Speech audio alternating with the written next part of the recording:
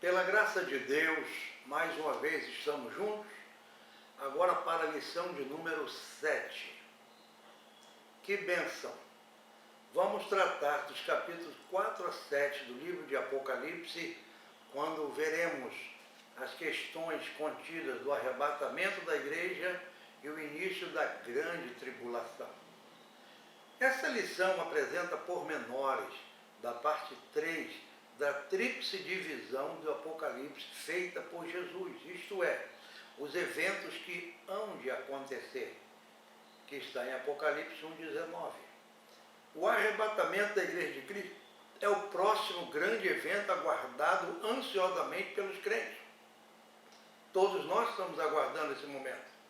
Em Filipenses 3, 20 e 21, Paulo diz que a nossa cidade está no céu, donde também esperamos o Salvador, o Senhor Jesus Cristo, que transformará o nosso corpo abatido para ser conforme o seu corpo glorioso, segundo o seu eficaz poder de sujeitar também a si todas as coisas.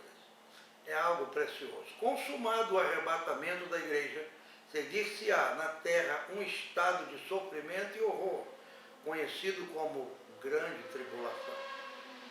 O texto 1 da nossa lição vai nos apresentar no capítulo 4 a igreja arrebatada. A partir desse capítulo, sucede as coisas que hão de acontecer depois destas. Essas coisas que hão de acontecer se estendem do capítulo 4 até o 22. Noutras palavras, abrangem todo o restante do livro a partir daqui. Um resumo desses capítulos permite-nos ter uma noção geral do livro conforme segue. E aí você nos acompanha.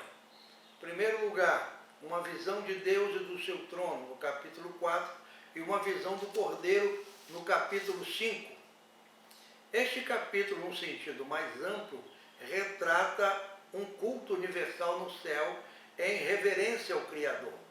Esses dois capítulos formam uma introdução à parte profética do livro, que são os capítulos 6 a 22. Assim como o capítulo 1, que é a visão do Cristo glorificado, introduz a parte epistolar. Os capítulos 2 e 3 falam exclusivamente da igreja. Número 2, dos capítulos 6 a 18, nós temos a grande tribulação. Os capítulos 6 a 9 abarcam a primeira metade da tribulação, 3 anos e meio. Os capítulos 11 a 18 abrangem a segunda metade da tribulação, mais 3 anos e meio, perfazendo assim os 7 anos proféticos. É a 70ª semana de Daniel, conforme Daniel 9, 27, em que Deus trata com Israel, visando levá-los ao arrependimento. Número 3, dos capítulos 19, de 11 a 16, trata exclusivamente da volta de Cristo como Rei dos Reis e Senhor dos Senhores. Temos aqui a descrição gloriosa da volta de Cristo, não mais montado em um jumentinho, entrando em Jerusalém para ser rejeitado e crucificado, mas montado em um cavalo branco, em poder e grande glória. Chamado de fiel e verdadeiro, julgará e pelejará com justiça. Os diademas de sua cabeça são coroas de vitória sobre o pecado, sobre a morte, sobre os seus inimigos. E neste momento, com ele, virão os exércitos dos santos, conforme Judas 14, 15. Atentemos para o versículo 16, que declara que ele é Rei dos Reis e Senhor dos Senhores. O capítulo 20, em especial, trata agora do milênio. Nós iremos assisti-lo mais tarde. Mas esse capítulo diz respeito a um período de 1000 anos de Cristo na Terra, quando ele reinará com sua igreja, conforme as profecias do Antigo e Novo Testamento. E finalizando, nós temos a eternidade com o Senhor, nos capítulos 21 e 22. Isto é, o eterno e perfeito estado. É a eterna bem-aventurança dos redimidos do Senhor. Vejamos a seguir, de uma forma ampliada, os eventos que hão de acontecer. Primeiro, as passagens parentéticas do Apocalipse. Que são isto? Que são essas passagens dentro de parênteses? São textos com explicações de eventos não incluídos nos selos, trombetas e taças do juízo. Encontramos esses parênteses nos capítulos 5 a 17 e vamos tentar entendê-los a partir de agora. Por exemplo, Apocalipse 7, de 1 a 17, nós temos ali dois grupos de redimidos, um de judeus e outro de gentios. O primeiro acha-se na terra e o segundo no céu. Faz parte desse parêntese. O segundo, em Apocalipse 10, de 1 a 11, e o capítulo 13, um anjo com um livrinho e as duas testemunhas. O segundo, em Apocalipse 14, de 1 a 20, as 7 visões de João. O próximo, Apocalipse 15, de 1 a 4, 7 selos com as suas últimas pragas. O quinto, Apocalipse 16, de 13 a 16, o ajuntamento dos reis em Armagedon.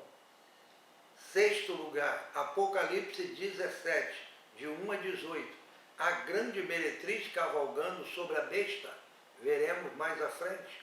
Apocalipse 19, de 1 a 10, os 4 aleluias no céu, as bodas do Cordeiro. São textos parentéticos que iremos observar na compreensão e na leitura do livro do Apocalipse. Agora vamos ao capítulo 4 em particular. Vamos para as cenas do céu. Uma porta aberta e uma voz, no capítulo 4, versículo 1. No capítulo 3, o Senhor Jesus fala entre os candeeiros. Você lembra disso? Ele está lá no meio dos candeeiros, mas agora no capítulo 4, verso 1, ele fala diretamente do céu. E quando ele fala, ele faz um convite a João, dizendo no versículo 1, sobe aqui. Um convite especial de Deus a seu servo.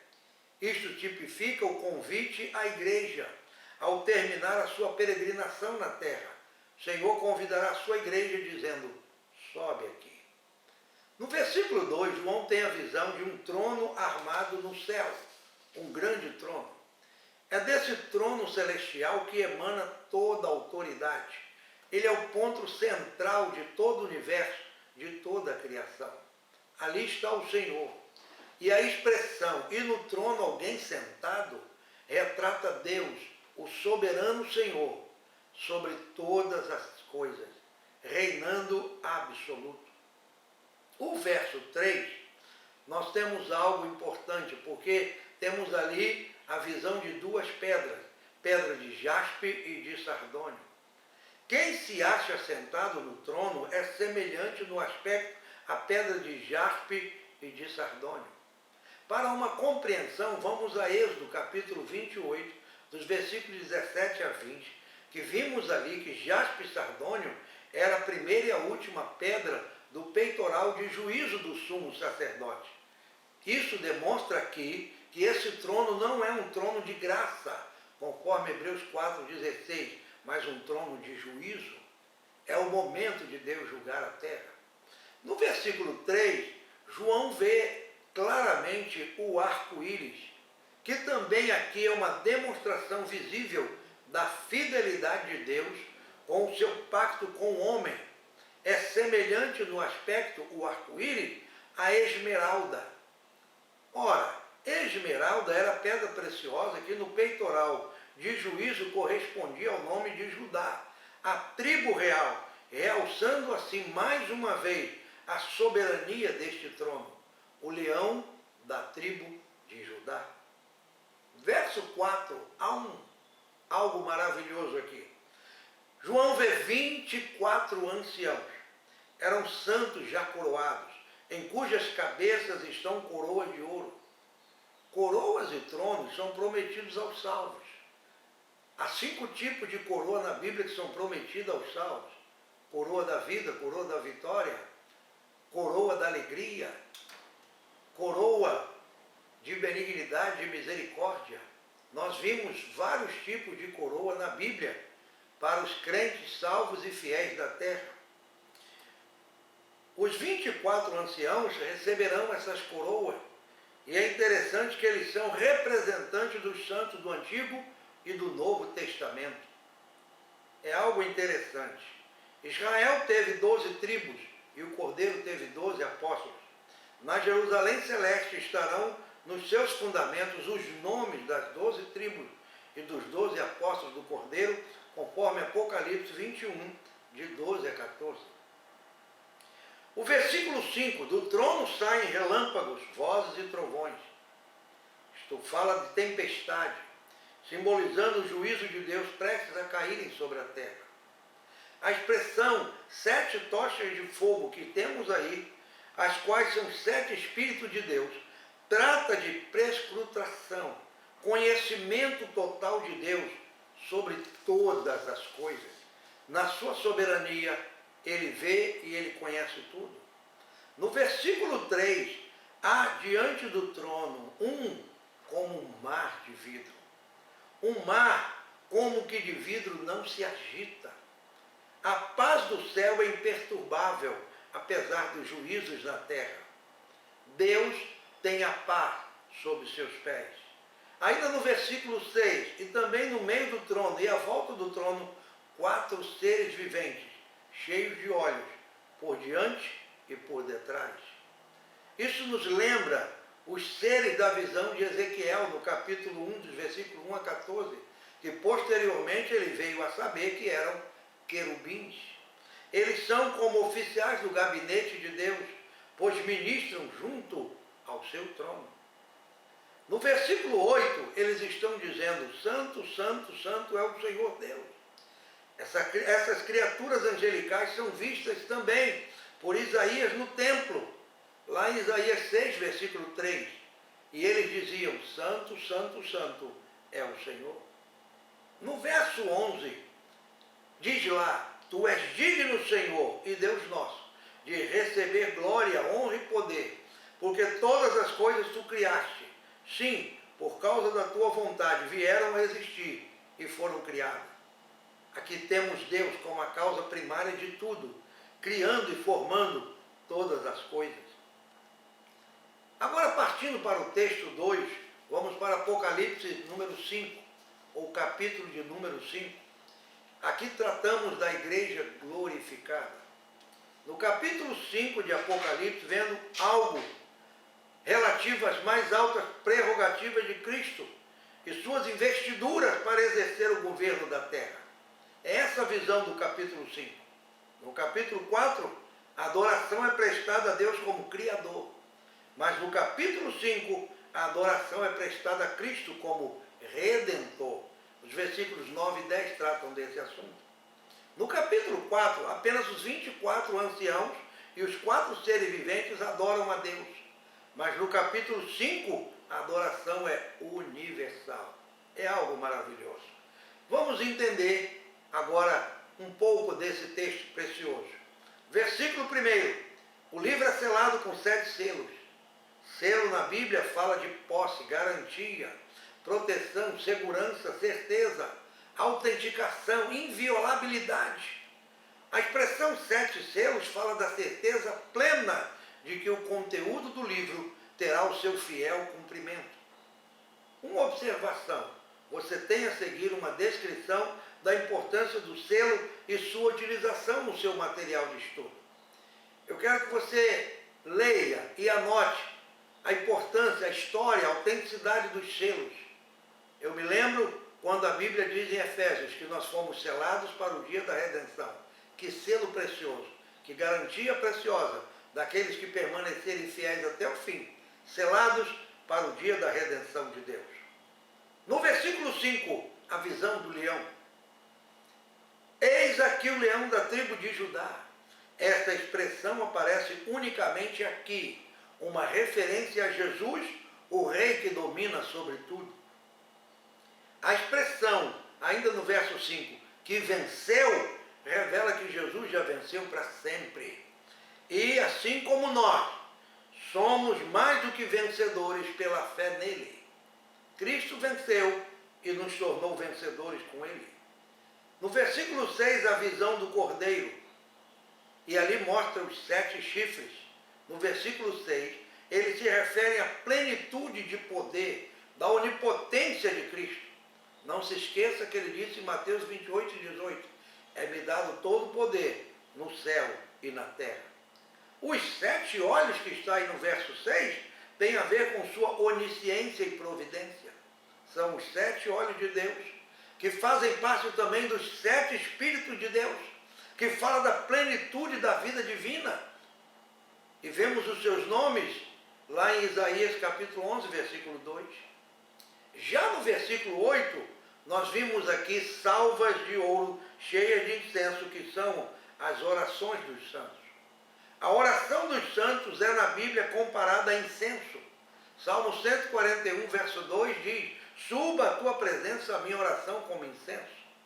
A nossa oração nunca é esquecida, ela está sempre diante de Deus. No verso 9, entoava um novo cântico, um cântico exaltando a obra salvífica de Cristo, um cântico de vitória. No versículo 11, diz: vi e ouvi uma voz de muitos anjos ao redor do trono, dos seres viventes e dos anciãos. Nesse momento, João descreve a incontável ou o incontável número de anjos, porque eles são milhões de milhões e milhares de milhares, louvando ao Senhor. E no verso 13 é um convite especial. Toda criatura que há no céu, na terra, debaixo da terra, louvar e exaltar ao Senhor.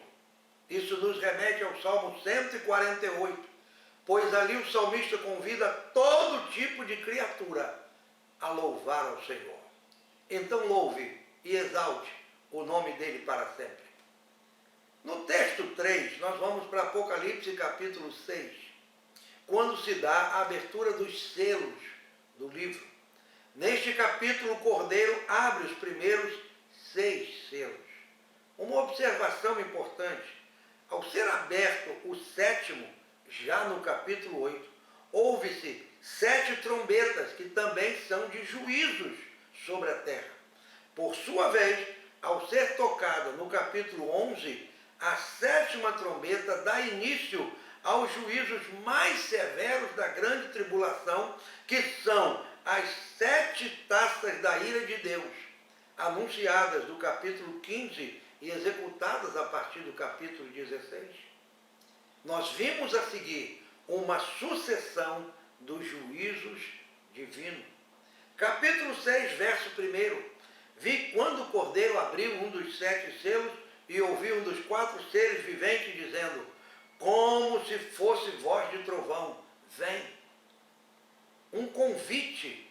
Os seres viventes, esses seres viventes, eles têm interesse na restauração da terra e para isso tomam parte na execução dos seus juízos nesse momento.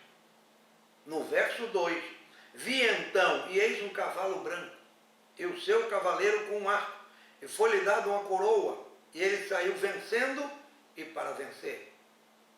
Este cavaleiro que sai para vencer, certamente será o anticristo, que nesse primeiro momento sairá para oferecer paz à terra, conforme 1 Tessalonicenses 5, verso 3, a primeira parte, que trata da paz e da segurança. Mas no versículo 4, saiu outro cavalo vermelho, e ao seu cavaleiro foi-lhe dado tirar a paz da terra. Quem pode imaginar o que acontecerá com toda a terra sem paz?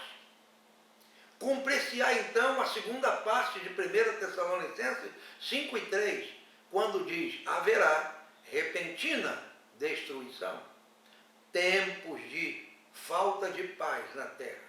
Ainda no verso 6, uma medida de trigo por 1 denário, 3 medidas de cevada por 1 denário. Será um tempo difícil, tempo de racionamento, agravamento da fome sobre a terra. Tempos que virão de juízo de Deus. Agora no verso 8, esse versículo é emblemático, pois revela um tempo de morte sobre a terra. O versículo 8 de Apocalipse 6 fala de algo tremendo. E olhei e vi um cavalo amarelo que estava sentado sobre ele, tinha por nome Morte. E o inferno o seguia, e foi-lhe dado o poder, a autoridade para matar a 4ª parte da terra, com espada, com fome e com peste e com as feras da terra. Tremendo isso. Este momento aqui, irmãos, essas feras e essas situações que ocorrem aqui, certamente pode significar também, segundo o autor, uma multiplicação descomunal de micróbios e bactérias destrutivas que nessa época serão à vontade para poder fazer parte do propósito de Deus. Os versículos de 9 a 11, o quinto selo, crentes deixados para trás no arrebatamento. Vidas que no momento da angústia e da perseguição se converterão ao Senhor Jesus. São também aqueles que hão de crer no Senhor, os que ficaram debaixo do altar, conforme diz aqui esse selo. São também aqueles que creram no Senhor após o arrebatamento e sendo igualmente martirizados, suas almas se acham agora na presença de Deus sobre o seu altar. Este momento aqui é um momento importante, porque neste selo João vê almas que foram mortas por amor a Cristo, pelo seu testemunho. Eles não vão ao trono, mas eles estão debaixo do altar, esperando o momento de Deus. E esse momento ele ocorre em Apocalipse capítulo 20, versículo 4. Quando João vê tronos e assentado sobre ele, foi-lhe dado o poder de julgar. E aí diz lá, e vi os mortos que foram degolados por amor a Cristo, que não adoraram a imagem da besta, não receberam o seu número nas suas mãos, nas suas testas, e viveram e reinaram com Cristo 1000 anos. Então esses mortos aqui do capítulo 6, eles ressuscitarão no capítulo 20, para estarem com o Senhor, é algo importante. Esses são aqueles que deixados para trás vão se arrepender no momento da perseguição. Dos versículos 12 a 17, o sexto selo, mudanças na superfície da terra. Então todos os montes e ilhas serão movidos do seu lugar. No versículo 14 mostra isso aqui. O profeta Joel profetiza esse tempo de juízo sobre a terra. Joel 2, 30 e 31, ele diz, e mostrarei prodígios no céu e na terra, sangue e fogo, colunas de fumo. O sol se converterá em treva e a lua em sangue, antes que venha o grande e terrível dia do Senhor. E o verso 17 diz, é vindo o grande dia de sua ira. No momento em que Jesus vier, também ocorrerão mudanças geofísicas, como viremos em Zacarias 14, 4 e 10.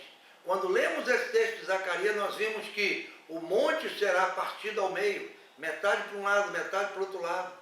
Aquele vale ali se tornará uma planície. O Senhor vai fazer mudanças na superfície da terra quando de sua vinda para reinar. É algo maravilhoso. O texto 4 da nossa lição já mostra agora o capítulo 7, os salvos da grande tribulação. O capítulo 7 de Apocalipse é o primeiro parênteses que nós temos aqui.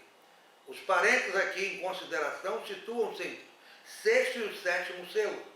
O sexto selo ocorre em 6, de 12 a 17, e o sétimo no capítulo 8, versículo 1.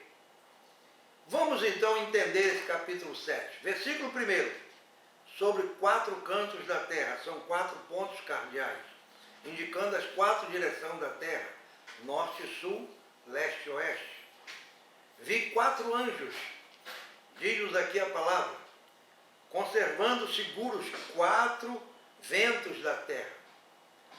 Nesse momento aqui, os seres celestiais estão controlando todas as coisas. Temos aqui um vislumbre de que os anjos são, entre outras coisas, os engenheiros controladores das forças vivas do universo. É algo importante. Os versículos de 2 a 8 mostram o selo de Deus e os selados. Versículo 2, o selo do Deus vivo. O selo deve ser o da proteção divina para o momento dos juízos divinos. Esse selo tem a garantia de que quem estiver com ele não sofrerá nenhum dano no momento dos juízos de Deus. E o versículo 3 diz assim, que nada pode acontecer até selarmos na fronte os servos do nosso Deus. Quem são esses servos?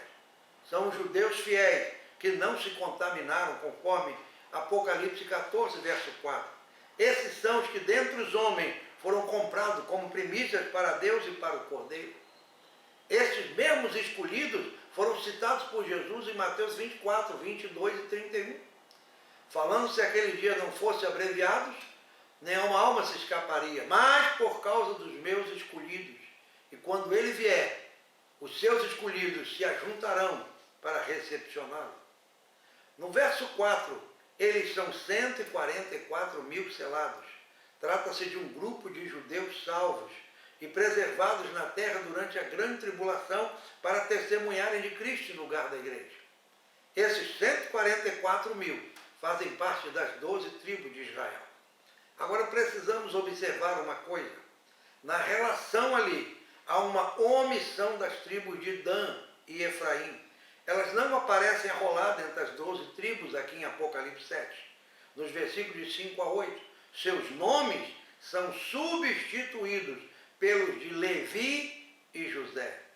Certamente Dan e Efraim são omitidos aqui por causa de sua gritante, ostensiva idolatria, imoralidade e roubalheira durante os seus dias. Dan e Efraim, não sendo selados, passarão pela grande tribulação sem a proteção do selo de Deus. Apesar da omissão de Dan e Efraim, o total de 12 tribos permanece em evidência. E eu quero deixar uma dica para você. O nosso coordenador de detalhe, pastor Gunnar Berg, ele tem um vídeo no seu canal no YouTube que trata sobre esse tema importante. Por que Dan e Efraim não estão arrolados em Apocalipse capítulo 7? Vale a pena ouvi-lo, porque ali é uma grande explicação. Os versículos de 9 a 17, temos o segundo grupo de redimidos agora. Versículo 9, depois dessas coisas vi, e eis uma grande multidão que ninguém podia contar. De todas as nações, tribos, línguas, povos, em pé diante do trono e diante do Cordeiro, vestidos de vestiduras brancas, com palmas nas mãos. Esses são os redimidos, esses são os que chegaram agora. Esse grupo é de gentios salvos durante a grande tribulação. Uma vez martirizados, como vimos no capítulo 6, de 9 a 11, no quinto selo, eles aparecem agora perante o trono de Deus. E no verso 9 diz que eles aparecem com palmas nas mãos. Palmas são símbolo da vitória. Significa que eles venceram. Venceram e não amaram as suas vidas até a morte. Uma observação importante. Durante o governo da besta, muitos serão martirizados por não adorarem sua estátua, conforme Apocalipse 13, versículo 15. Ali haverá uma grande perseguição, e quem não adorar, quem não receber o selo, serão perseguidos e mortos. E esses tais, por amor a Cristo, serão salvos nesse momento. E a Bíblia diz, e Deus lhes enxugará dos olhos toda lágrima. Como alguém a quem sua mãe consola, assim vos consolarei, diz o Senhor em Isaías 63.